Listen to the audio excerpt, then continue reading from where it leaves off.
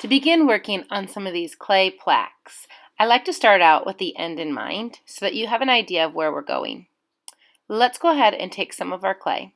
When you get your clay, you might get a bunch of it and you might want to put it between your hands to get it nice and soft and malleable.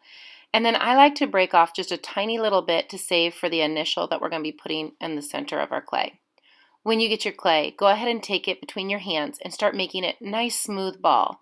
Get rid of any of those extra cracks or unwanted areas. And I stood up and I pressed my palm into the clay.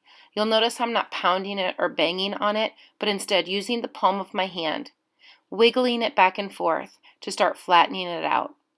The other thing I do is I flip it over like a pancake so that the rough parts or the bumpy parts of my palm will start to flatten out with the smooth part of the table. So again, flipping it a few times to make sure that I can get it as flat as possible using my hand. Then take a moment and grab one of the doilies off to the side. You can either place it in the center like I am, or take your design and put it off to the edge. Now, once you have your doily picked out, start pressing your palm of your hand on the doily so that it goes into and makes an impression into your clay. Once you've pressed the doily into the clay, you can take the doily and start taking it off.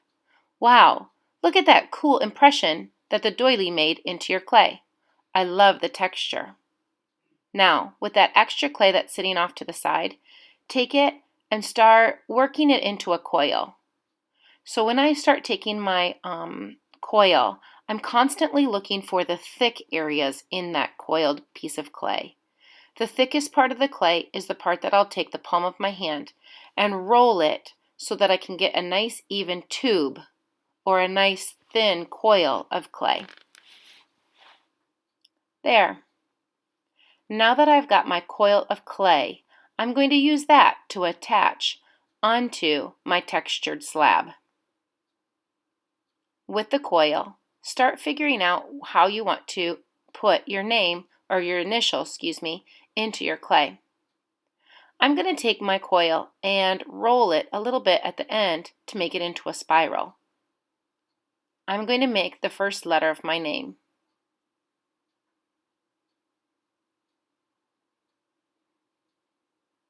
Give that a few taps to make sure that it's touching your clay and is starting to attach the two pieces together. I'll take the end and again coil that together. I love the way this is starting to look. I'm also looking at some of those torn pieces of the coil and starting to smooth those pieces together to make it one harmonious piece instead of three separate pieces of clay. Now I'm going to set that aside for a second, and if I want to have my project laying flat on the table, that's fine. Or if you want to take your project and be able to hang it up on a wall, like the two examples we saw at the beginning, then use a pencil or a wooden skewer to go through the clay. You'll notice that I hold it up to ensure that it's gone all the way through the clay. With the back, you might see some of the clay has raised. So I'm taking my finger, taking the extra clay, smoothing that out. And lastly, don't forget to take a moment and write your name on the back side of your clay. I know your initial might be on the front, but I still would like you to put your last name, your first name onto the back of your clay. There. Now I'm going to set that aside so that it can dry.